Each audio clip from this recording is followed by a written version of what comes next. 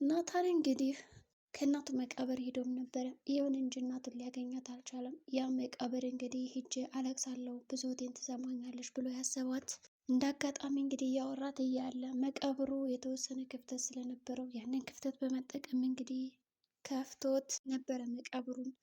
ግን መቃብሩን ከከፈተው በኋላ ምንም አይነት ሬሳ ወይም ደግሞ መቃብር እንደሌለም ተረድቷል። ወዲያውኑ እንግዲህ በጣም ተናዶ ወደ አባቱ ነበር የመጣው። ከአባቱ ቢሮ ከመጣ በኋላ እንግዲህ እናቴን የት አድርጋት ነው? አለምዬን የት ነው ገላ የቀበርካት? በማለት እንግዲህ ተፋጦ ይገኛል። አባትም እንግዲህ እኔ ምንም አውቀው ነገር የለም ሞታለች፣ ከሞተች ደግሞ ተቀብራለች በማለት ነበር እንግዲህ ጉዳዩን ያሰራጨው። ይሁን እንጂ ናታን አሁን ላይ ራሱን መቆጣጠር እስከሚያቅተው ድረስ ብዙ ነገሮችን እንግዲህ እያደረገ ያለ ሰው ነው። አሁን ላይ ናታን ከአቅሙ በላይ ነው የሆነበት። የሚያየው የሚሰማው ነገር ምንም አንዳች ነገር እውነታም የለው፣ በቃ እንዳለ ውሸት።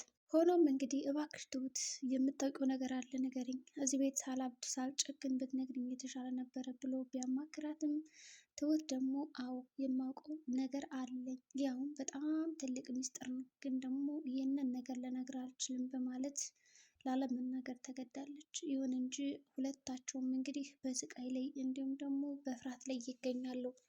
በአንድ በኩል እንግዲህ ትሁት ከተናገርኩ እዛ ቤትማ የመጨረሻ ቀኔ ነው የሚሆነው ብላ እያሰበች ትገኛለች። በሌላ በኩል ደግሞ ናታን እያስጨነቃት ነው። ከዚህ ጋር ደግሞ የእንጀራ ሚስት እባክሽ ንገረኝ ተይ የት ናት ያለች ብሎ ቢጠይቃት ናታን ራሱ አላውቅም የሚል ምላሽ ነበር የሰጠችው። በዚህ ቅጽበትማ በእርግጠኝነት እናንተ ሁለታችሁም እናቴን የሆነ ነገር አድርጋችኋታል እንጂ ዝም ብላማ እንደዛ አጠፋም ሲላቸውም ነበረ። እንግዲህ እውነት ነው ሁለታቸውም የሆነ ነገር አድርገዋታል። እሱም እንግዲህ ሁለታቸው ብቻ የሚያውቁት ነው። ልጅ ግን በዚህ መካከል በጣም እየተሰቃየ ይገኛል። ምክንያቱም እናቴን አስደስታለሁ ብሎ ብዙ ነገሮችን እያደረገ ያለ ሰው ቢሆንም ግን ደግሞ ይህ ነገር እየተሳካላት አይደለም። በሌላ በኩል ደግሞ ትሁት አሁን ላይ ቤቱን ለቃ መውጣት አለብኝ ብላ ነው የምታስበው። እንግዲህ አቶ ገዛኸኝ እና ባለቤቱ ቤቲ ከዛ ጋር ቤት ትሁት የምታውቀው አንድ ትልቅ ምስጢር እንዳለ ደርሰውበታል። በባለፈው እንግዲህ ካሜራ ገጥሞ ነበረ። ትሁት እዛ ቤት ያለውን ትልቁን ምስጢር አውቃለች ወይስ አላወቀችም የሚለውን ለማረጋገጥ በደበቁት ካሜራ እጅ ከፍንጅ ተይዛለች። ትሁትም እንግዲህ ያንን ቁልፍ ፈልጋ ካጣችውም በኋላ በእርግጠኝነት እነዚህ ሰዎችማ ነቅተውብኛል ከዛ ክፍል እንደምገባ በማለት እግር አውጪ ብላ እንግዲህ ጓዟን ሸክፋ ለማውጣት እያሰበች ነው። በመጀመሪያ ደረጃ እንግዲህ እኔ መሰናበት አለብኝ ሸኙኝ ትላቸዋለች። ገዛኸኝ ግን እንደዚህ በቀላሉማ ሚስጥሮችን አውቀሽ ልትወጭ እና በቀላሉ እሺ ብዬ ልሰድሽ አልፈለግም። እንዴ የመጣሽው እኮ ለስራ ነው እንጂ ለጨዋታ አይደለም። ስለዚህ ምንድን ነው አሁን ሄዳለሁ የምትይው? የተፈጠረ ነገር አለ? ችግር ካለ ንገሪኝና ጉዳዩን እንፈታዋለን በአንድ ቤላትም።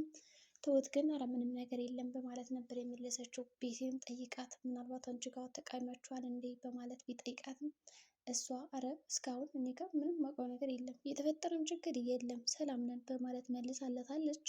ከዛ በተጨማሪ እንግዲህ ገዛኸኝ እንደዚህማ በቀላሉ ትሁትን አለቃትም። ምክንያቱም አሁን ላይ ሚስጥራችን አውቃለች። ከዚህ ቤት ከወጣችማ ለፖሊስ እንደምትናገርብን እርግጥ ነው። ከዛ ከፖሊስ አልፎም ደግሞ ያለን ሀብትና ንብረት ራሱ ሊታገትብን ይችላል። የምንሰራው ስራ እኮ ቀላል አይደለም፣ ወንጀል ነው። በዛ ላይ ደግሞ ሴት እህታችን እዛ ውስጥ እንግዲህ አፍንን አግተናት ብዙ ነገር እያሰቃየናት ነው ያለ ነው። ስለዚህ ይሄ ነገርማ መሆን የለበትም በማለት እንግዲህ ጉዳዩን እንዳትወጣ አድርጎ እና ከዛ ቤት እንደምንም አድርገው የትሁትን ሚስጥርና እነሱ የሚያውቁትንም እንዳያውቁ አድርገው ለማስቆየት እየሞከሩ ነው። ትሁት ግን አሻፈረኝ፣ እኔ እዚህ በኋላ እዚህ ቤት ከቁጭ ብዬ የሚቀጥል ከሆነ አብዳለሁ ልቀቆይ ስትላቸውም ነበረ። ከዛ አይ እንደዚህ ካልሽማ እንግዲህ አጎትሽን አምጪ፣ ምክንያቱም እሱን ያስገባሽ፣ አንቺ ብትሄጅ እሱን እንይዘዋለን፣ እሱን የመጣሽውን ለሳይ ነው እንጂ እንደፈለገች ልትወጭና ልትገቢ አይደለም ብሏታል። ይሁን እንጂ ትሁት በዚህ መካከል በጣም ፈርታለች ማለት ነው። አጎቴን ደግሞ አንድ ነገር ቢያደርጉብኝስ ብላ ነው የምታስበው። ናታንም እንግዲህ ከዛ ቤት እንዳይመጣ እንዳለ ቁልፉን የምንቀይርበት እያሉ ነው። የቤቱን ቁልፍ እንዳለ ቀይሬር አድርገውታል። ከዛ ወደዛ ቤት ሲመጣ እንግዲህ መግቢያ አቶ ጎዳና ላይ እንዲያድር እያሰቡ ነው። በዚህ ቅጽበት እንግዲህ ትሁት መንገድ ላይ ታገኘውና እባክሽ ትሁት ንገሪኝ የምታውቂው ነገር ካለ ይላታል።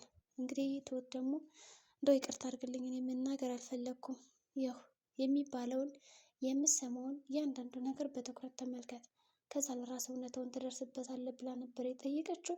እሱም እንደዚህ ነው እንደምታስቢው ለምን የምንነግሪኝ ከሆነ ፍንጭ ብትሰጪ ጥሩ ነበር ይላታል። እሷ ግን መናገር አልፈለገችም።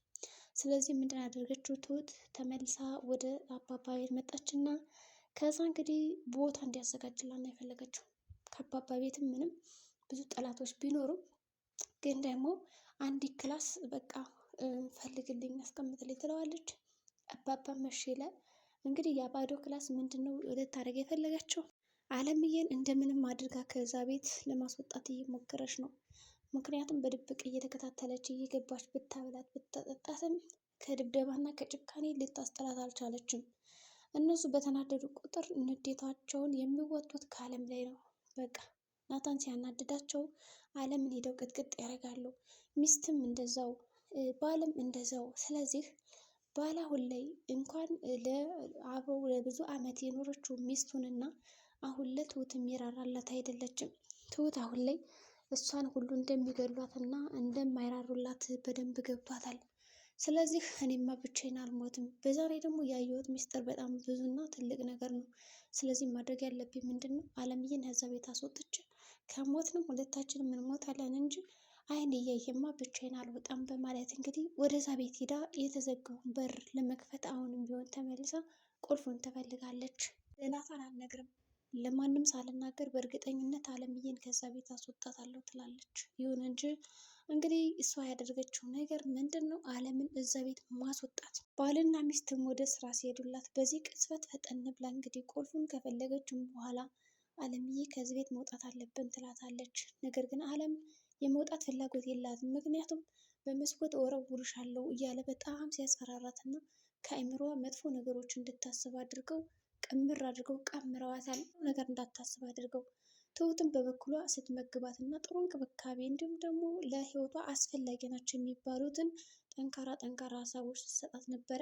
ግን ትሁት እንደዚ አይነት ምክርና ሀሳብ እየሰጠቻት እንኳን ጠንካራ ልትሆን አልቻለችም። ምክንያቱም በጣም ነው የመረዟት። እንግዲህ አይምሮዋን ትሁት እንደዛ ስታደርግበት የነበረበት ምክንያት በራሱ አቅምና ኃይል እንድትጋፈጣቸው ነበረ። ምናልባትም ከበላሽ ከጠጣችና ጥሩ ነገር የሚመክራት ከሆነ እሷ ጠንከር ብላና ደፈር ብላ ከተናገረቻቸው ምንም ነገር አያደርጓትም፣ አይደበድቧትም ሁሉ ራሷ ትጋፈጣለች ብላ ነበር ያሰበችው። ግን ትሁት እንዳሰበችው አልሆነላትም። ይባስ ብሎ የትሁት ድካም ከንቱ እየሆነ መጣ። የምትሰጣት ገንቢ ምክርና ሀሳብ እየከሰረ መጣ። በዚህ ቅጽበት ነበረ ሁለቶችንም ለማጣላት የሞከሩት። አሁን በትሁትና በአለምዬ መካከል ትልቅ ርቀት አለው። አለምዬም እንዳትመጪ ክላሴ ስላለቻት በዚህም ደግሞ ትልቅ ድብርት ውስጥ ገብታለች። ስለዚህ ያላት አማራጭ እዛ ቤት ታይዞ መውጣት ነው። ሆኖም እንደምንም ብላ ከዛ ቤት ከገባች በኋላ አለምን ይዛት ወጥታለች። አለም እንግዲህ አሁን የምትገኘው ከአባባ ቤት ናት። ዛኝና ባለቤቱ ይህንን ነገር አውቀዋል። ትሁትማ እንደዚህ ጉዳት ሰራንም ያንን አጎቷንማ እገለዋለሁ እያለ እየፎከረና እየዛተ ይገኛል። ገዛኝ ሚስትም እባክህ ደግሞ ሌላ ወንጀል እንዳንሰራ ይልቅ እንጋለጣለን፣ ተረጋጋ፣ ተጠንቀቀ እያለች እየመከረችው ነው። ነገር ግን ገዛኝ ሽጉጡን መዞ ወደ አጎቷ ቤት እየተምዘገዘገ እየሄደ ነው። መጨረሻው ምን ሊሆን ይችላል?